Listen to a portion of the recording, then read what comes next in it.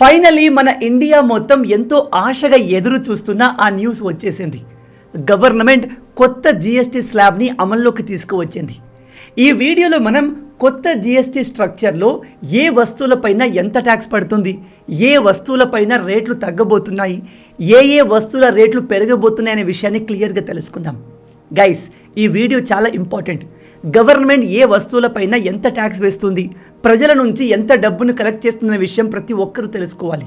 దీని ద్వారా మన ఇండియన్ మార్కెట్ ఎలా ఫంక్షన్ అవుతుంది, ఎందులో ఎంత డబ్బు ఇన్వాల్వ్ అవుతుంది అనే విషయాల్లో మీకు క్లారిటీ వస్తుంది.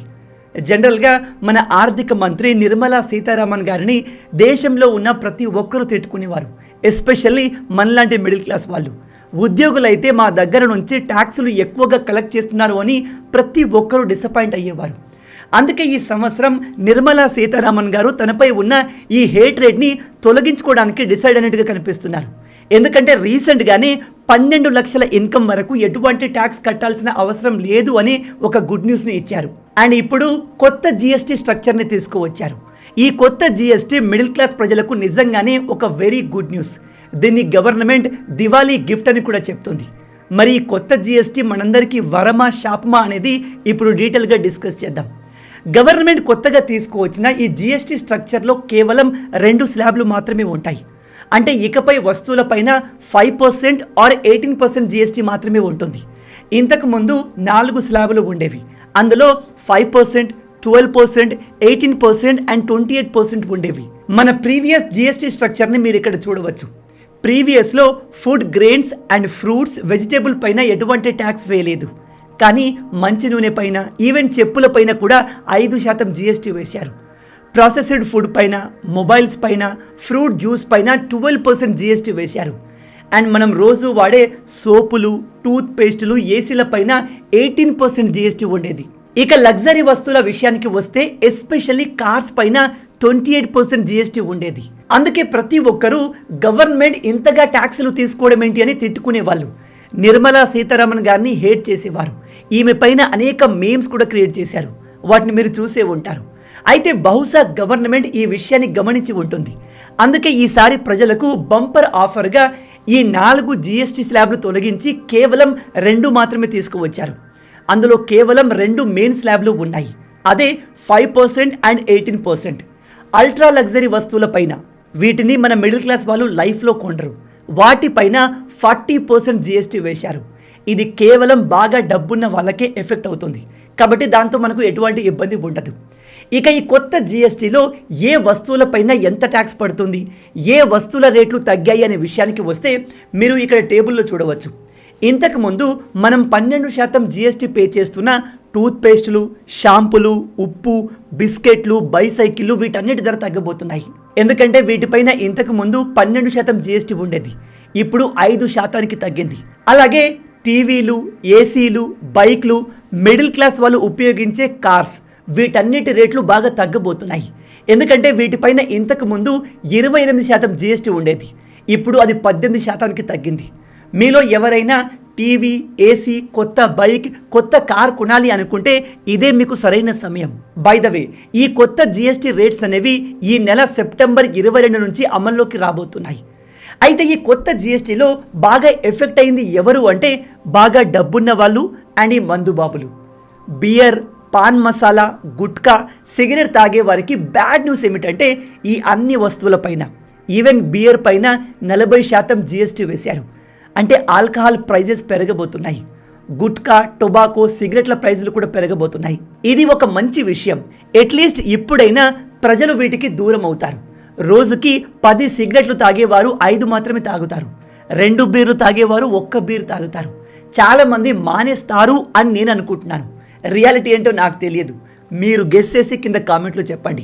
అలాగే బాగా డబ్బున్న వాళ్ళు లైక్ ఫార్చునర్ కార్ కొనాలి, BMW కొనాలి, ఇంకా పెద్ద పెద్ద లగ్జరీ కార్లు కొనాలి, లగ్జరీ బంగ్లాలు కొనాలి అనుకునే వాళ్లకు ఈ కొత్త జిఎస్టీ వెరీ బ్యాడ్ న్యూస్. ఎందుకంటే ఇప్పుడు అలాంటి అల్ట్రా లగ్జరీ వెహికల్స్ వస్తువులపైన 40% జిఎస్టీ ఉంటుంది. ఇంకో ముఖ్యమైన విషయం, ఈ కాలంలో ప్రతి ఒక్కరికి ఇన్సూరెన్స్ ఖచ్చితంగా ఉండాలి. కొత్త జిఎస్టీ స్ట్రక్చర్లో హెల్త్ ఇన్సూరెన్స్ పైన జిఎస్టీని కంప్లీట్గా తొలగించేశారు. ఇంతకుముందు 18% ఉండేది, ఇప్పుడు 0 జిఎస్టీ. కాబట్టి మీలో ఎవరైనా ఇన్సూరెన్స్ తీసుకొని ఉండకపోతే వెంటనే తీసుకోండి. ఈ కాలంలో హాస్పిటల్ ఖర్చులు ఎంత విపరీతంగా పెరిగాయో మీకు తెలిసి ఉంటుంది. చిన్న ఆరోగ్య సమస్యతో హాస్పిటల్కి వెళ్ళినా లక్షల్లో బిల్లు వేస్తున్నారు. అదే ఇన్సూరెన్స్ తీసుకుంటే మీరు ₹1 కట్టాల్సిన అవసరం లేదు. ఆన్లైన్లో నెలకు 400 నుంచి 500 రూపాయలతో ₹1,00,00,000 వరకు హెల్త్ ఇన్సూరెన్స్ని పొందవచ్చు. అలాగే టర్మ్ ఇన్సూరెన్స్ని కూడా ప్లాన్ చేయండి. రేపు మనం ఉన్నా లేకపోయినా మన కుటుంబం ఎటువంటి ఆర్థిక ఇబ్బందులు లేకుండా ఉండాలి అంటే అది తప్పనిసరి. వీటికి సంబంధించిన లింక్స్ కింద డిస్క్రిప్షన్లో ఇస్తున్నాను. వాటిపైన క్లిక్ చేసి మీకు సూట్ అయ్యే బెస్ట్ ఇన్సూరెన్స్ వెంటనే తీసుకోండి. ఆన్లైన్లో మీకు టర్మ్ ఇన్సూరెన్స్ పైన అప్ టు 15%, హెల్త్ ఇన్సూరెన్స్ పైన అప్ టు 25% డిస్కౌంట్ని పొందవచ్చు. అలాగే నెలకు కేవలం 600 నుంచి 700 రూపాయల ప్రీమియంతో ₹1,00,00,000 వరకు టర్మ్ ఇన్సూరెన్స్ పొందవచ్చు. ఇందులో మీకు 30 minutes claim support and dedicated relationship manager కూడా ప్రొవైడ్ చేస్తారు. కాబట్టి లేట్ చేయకుండా వెంటనే ఇన్సూరెన్స్ని తీసుకోండి. మన గవర్నమెంట్ GST ద్వారా ఇన్ని వస్తువులపైన రేట్లు తగ్గిస్తుంది కాబట్టి లాస్ అనేది ఉంటుంది. సో ఈ కొత్త GST స్లాబ్ వల్ల గవర్నమెంట్కి ఎంత లాస్ వస్తుంది అంటే $16 to $20 బిలియన్ వరకు వస్తుంది. అంటే దాదాపు 150,000 కోట్ల రూపాయలకు నష్టం వస్తుంది. అందుకే ఇప్పుడు స్టేట్ గవర్నమెంట్స్ ఈ కొత్త GSTకి అగెన్స్ట్గా మాట్లాడుతున్నాయి. మా రెవెన్యూ పడిపోతుంది అంటూ సెంట్రల్ గవర్నమెంట్కి కంప్లైంట్ చేస్తున్నాయి. ఎస్పెషల్లీ ఈ కర్ణాటక గవర్నమెంట్కి ఈ కొత్త GST స్లాబ్ వల్ల తక్కువ ట్యాక్స్ వచ్చి నష్టం జరుగుతుంది. కానీ ఓవరాల్గా ఇండియా GDP విషయానికి వస్తే ఇది మంచి బూస్ట్ని ఇస్తుంది. ఎలా అంటే వస్తువుల రేట్లు తగ్గినప్పుడు ప్రజలు బయటకు వచ్చి ఎక్కువగా షాపింగ్ చేస్తారు. ఎప్పటి నుంచో ఏసీ కొనాలి, కారు కొనాలి, బైక్ కొనాలి, ఇలా రకరకాల వస్తువులు కొనాలి అనుకునే వాళ్ళు ఇప్పుడు రేట్లు తగ్గడంతో ఒక్కసారిగా బయటకు వచ్చి ఎక్కువ మొత్తంలో షాపింగ్ చేస్తారు, ఎక్కువ డబ్బును ఖర్చు చేస్తారు. ఇలా ఇండియన్ మార్కెట్లోకి మనీ ఫ్లో పెరుగుతుంది. ఇది మన ఎకానమీకి చాలా మంచిది. అయితే ఇక్కడ ఇంట్రెస్టింగ్ విషయం ఏమిటంటే మన దేశంలో GST తగ్గించిన ఈ న్యూస్ ఇప్పుడు వరల్డ్ వైడ్గా ట్రెండ్ అవుతుంది. వివిధ దేశాల ఆర్థిక నిపుణులు ఈ GST తగ్గింపు గురించి మాట్లాడుతున్నారు. మీరు ఇక్కడ ఆర్టికల్లో చూడవచ్చు. India to cut taxes and hundreds of consumers goods to Boost local demand following US tariff. అంటే ఇంటర్నేషనల్ మీడియా చెప్పేది ఏమిటంటే అమెరికా ఇండియన్ వస్తువులపైన ఇష్టం వచ్చినట్టుగా టారిఫ్ని పెంచింది. దాంతో ఆ వస్తువుల రేట్లు అమెరికాలో పెరిగి పెద్దగా అమ్ముడు పోవట్లేదు. అందుకని ఇండియన్ గవర్నమెంట్ తమ దేశంలో వస్తువులపైన ట్యాక్స్ని తగ్గించింది. దాంతో ఈ వస్తువులు అమెరికాలో అమ్ముడు పోకపోయినా ఇండియాలోనే ప్రజలు వాటిని కొనేస్తున్నారు అని చెప్తున్నారు. ఇది కొంతవరకు నిజం కూడా. కానీ గవర్నమెంట్ ఏమో ఈ ట్రంప్ మనపైన వేసిన టారిఫ్కి మేము తగ్గించిన GSTకి ఎటువంటి సంబంధం లేదు అని చెప్తుంది. వీళ్ళు సంబంధం లేదు అని చెప్తున్నప్పటికీ ఈ ట్యాక్సులు తగ్గించడం అనేది మన ఇండియన్ ఎకానమీకి ఒక చాలా మంచి విషయం. ఇంతకుముందు ఏసీలపైన, కార్లపైన, ఇతర ఎలక్ట్రానిక్ వస్తువులపైన 28% GST ఉండేది.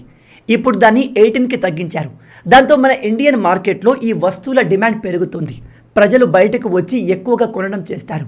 దీనివల్ల ట్రంప్ మనపైన వేసిన టారిఫ్ యొక్క ఎఫెక్ట్ నిజంగానే తగ్గుతుంది. ఎలా అంటే మనం అమెరికాకు ఎక్స్పోర్ట్ చేసే వస్తువులపైన ఈ ట్రంప్ గాడు భారీగా టారిఫ్ వేశాడు. దాంతో మన వస్తువుల రేట్లు అమెరికాలో విపరీతంగా పెరిగిపోయాయి. అప్పుడు వాటిని అక్కడ ఎవరు కొనరు, మన ఇండియన్ బిజినెస్ మ్యాన్లు లాస్ అవుతారు. అయితే ఇప్పుడు మోడీ ప్రభుత్వం మన దేశంలో వస్తువుల రేట్లు తగ్గించడంతో మన ప్రజలు ఇక్కడ ఎక్కువగా కొనేస్తారు.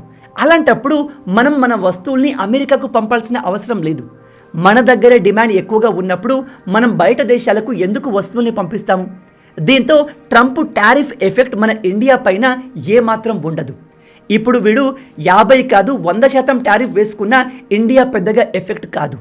ఇది మోడీ ప్లాన్ చేసిన మాస్టర్ స్ట్రోక్ అని కొంతమంది ఆర్థిక నిపుణులు చెప్తున్నారు. అండ్ ఇది కొంతవరకు వాస్తవం కూడా. ఇప్పుడు మన దేశంలో ట్యాక్సులు తగ్గడంతో అక్కడ ట్రంప్ పైన ప్రెజర్ పెరిగే అవకాశం ఉంది.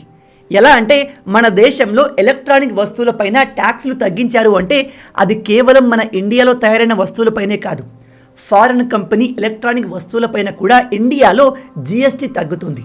దాంతో వాటిని ప్రజలు ఎక్కువగా కొనేందుకు ఇంట్రెస్ట్ చూపుతారు. వాటి డిమాండ్ పెరుగుతుంది. అప్పుడు ఆ వస్తువుల్ని మ్యానుఫ్యాక్చర్ చేస్తున్న విదేశీ కంపెనీలు, ఎస్పెషల్లీ అమెరికన్ కంపెనీలు, యూరప్ దేశాల కంపెనీలు ట్రంప్ పైన ప్రెజర్ తెస్తాయి. ఏమని? అనవసరంగా ఇండియాతో మరింత గొడవ పెట్టుకోకు. ఇప్పుడు ఇండియాలో వస్తువులపైన ట్యాక్స్లు తగ్గించారు. దాంతో ప్రజలు భారీ ఎత్తున బయటకు వచ్చి వస్తువులను కొంటున్నారు. దాంతో ఇండియాలో మా వస్తువుల డిమాండ్ కూడా పెరుగుతుంది.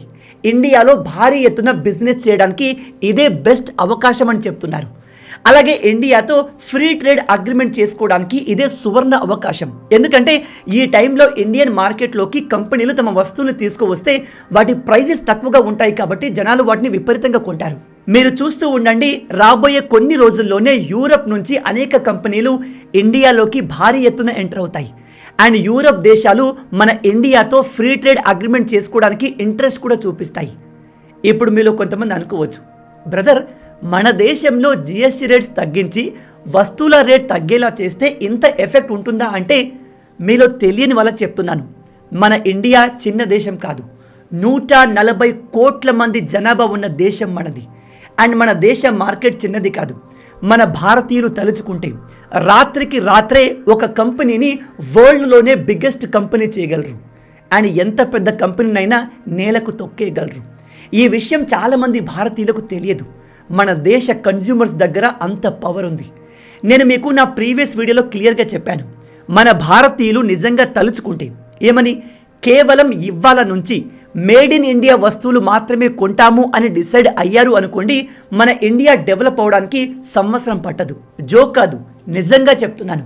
మన భారతీయులంతా కలిసి యూనిటీగా మేము మేడ్ ఇన్ ఇండియా వస్తువుల్ని మాత్రమే కొంటాము అని డిసైడ్ అయితే మన ఇండియా సంవత్సరం తిరక్క ముందే ప్రపంచంలో 3rd బిగ్గెస్ట్ ఎకానమీ అవుతుంది. వితిన్ 5 yearsలో మనం చైనాకు సరి సమానంగా మారుతాము. కానీ దురదృష్టం ఏమిటంటే మన ఇండియన్స్లో యూనిటీ ఉండదు. ఉదాహరణకి చెప్తున్నాను, మోడీ గారు మేడ్ ఇన్ ఇండియా వస్తువులే కొనండి అని చెప్తే అపోజిషన్ పార్టీలు ఆ విషయం పైన కూడా క్రిటిసైజ్ చేస్తూ జోకులు చేస్తూ ఇండియాను అవమానించినట్టుగా మాట్లాడతాయి. అండ్ అపోజిషన్ పార్టీలను సపోర్ట్ చేసే వాళ్ళు దీన్ని కూడా ఇగ్నోర్ చేస్తారు. అందుకే మన దేశంలో రూలింగ్ పార్టీ ఒకటే బాగుంటే సరిపోదు, అపోజిషన్ పార్టీల నీతి కూడా బాగుండాలి, లేదా ఆ దేశ అభివృద్ధి స్లో అయిపోతుంది. ఇప్పుడు మన ఇండియా లాగా. అందుకే మీ అందరికీ నా రిక్వెస్ట్ ఏమిటంటే, నిజంగా మీరు దేశభక్తులైతే, నిజంగా మీరు మన దేశాన్ని అభివృద్ధి చెందాలి అనుకుంటే మేడ్ ఇన్ ఇండియా వస్తువుల్ని కొనండి.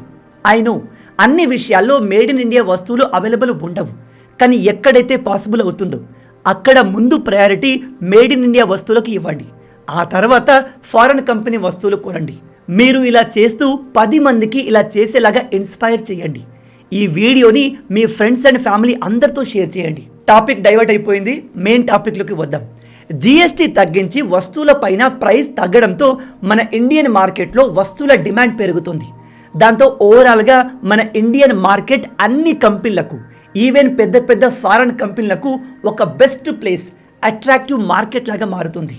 అందుకే ఇప్పుడు అమెరికన్ కంపెనీలు, యూరోపియన్ కంపెనీలు తమ తమ దేశాల పైన ప్రెజర్ పెంచుతాయి. ఇండియా పైన టారిఫ్ని తగ్గించండి, ఇండియాతో మంచి రిలేషన్ని పెట్టుకోండి.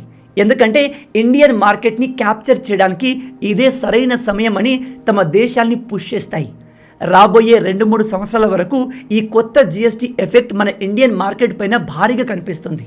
నిజంగా ఈ కొత్త జిఎస్టీ స్ట్రక్చర్ని మోడీ గారి మాస్టర్ స్ట్రోక్ అనుకోవచ్చు. ట్రంప్ మన పైన ఎంత టారిఫ్ వేస్తే మన దేశంలో ప్రభుత్వం అంత ట్యాక్స్ని తగ్గించి ఆ టారిఫ్ ఎఫెక్ట్ మన ఇండియా పైన లేకుండా చేస్తుంది. ఇక్కడ ఇంకో ఇంట్రెస్టింగ్ విషయం ఏమిటంటే, ఈ కొత్త జిఎస్టీ ద్వారా ఇండియన్ మార్కెట్లో మనీ ఫ్లో పెరుగుతుంది. ప్రజలు బయటకు వచ్చి ఎక్కువగా డబ్బు ఖర్చు చేసి వస్తువులు కొంటారు. దాంతో ఓవరాల్గా మన ఇండియన్ జీడిపికి 0.9% బూస్ట్ వస్తుందని నిపుణులు చెబుతున్నారు. ఇది చాలా మంచి విషయం.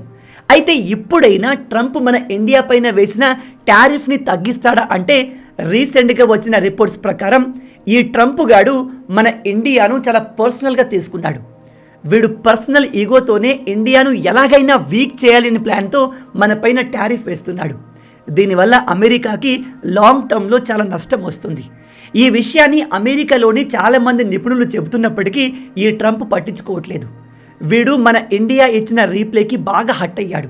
1, మనం వీడు చెప్పిన మాట వినట్లేదు. 2, వీడి శత్రువులైన చైనా, రష్యాతో మనం క్లోజ్ రిలేషన్ని మెయింటైన్ చేస్తున్నాము. ఇవన్నీ మనసులో పెట్టుకొని వీడు మన ఇండియా పైన పగ పెట్టుకొని కూర్చున్నాడు. కానీ ట్రంప్ నిజంగా అమెరికాను మళ్ళీ గ్రేట్ చేయాలి, అమెరికన్ ప్రజలకు మంచి చేయాలి అనుకునేవాడైతే ఇప్పటికే ఇండియాపై వేసిన టారిఫ్ని తొలగించేవాడు. కానీ ట్రంప్ ఇండియాతో గొడవను పర్సనల్గా తీసుకున్నాడు. కాబట్టి వీడి ఈగో తగ్గేంత వరకు India America tariff war, economic war జరుగుతూనే ఉంటుంది. ఒక రిపోర్ట్ ప్రకారం అయితే ట్రంప్ ఇండియాను మరింత పనిష్ చేయడానికి కొత్త టారిఫ్ ఇండియా పైన వేయబోతున్నాడు అని తెలుస్తుంది. దాని గురించి మనం రాబోయే వీడియోలో డీటెయిల్గా డిస్కస్ చేద్దాం. చివరగా ఇన్సూరెన్స్ల పైన కూడా జిఎస్టీని కంప్లీట్గా తొలగించారు కాబట్టి లేని వాళ్ళు ఖచ్చితంగా తీసుకోండి. వాటికి సంబంధించిన లింక్ కింద డిస్క్రిప్షన్లో ఇస్తున్నాను. మొత్తంగా ఇవి మన భారత ప్రభుత్వం తీసుకొచ్చిన కొత్త జిఎస్టీకి సంబంధించిన ముఖ్యమైన విషయాలు. ఈ కొత్త జిఎస్టీ మీకు ఎలా అనిపించింది? ఆల్కహాల్ పైన 40% టారిఫ్ వేయడం కరెక్టేనా? దీంతో మందు తాగే వారి సంఖ్య తగ్గుతుందా, లేదా రేట్లు ఎంత పెంచినా దాని ఎఫెక్ట్ మందు బాబుల పైన ఉండదా? మీరేమనుకుంటున్నారు? మీ ఆలోచనల్ని కింద కామెంట్లో చెప్పండి. రాబోయే వీడియోలో ఇంకో ఇంట్రెస్టింగ్ టాపిక్తో మళ్ళీ కలుద్దాం. అంటిల్ దెన్, జై హింద్ అండ్ జై భారత్.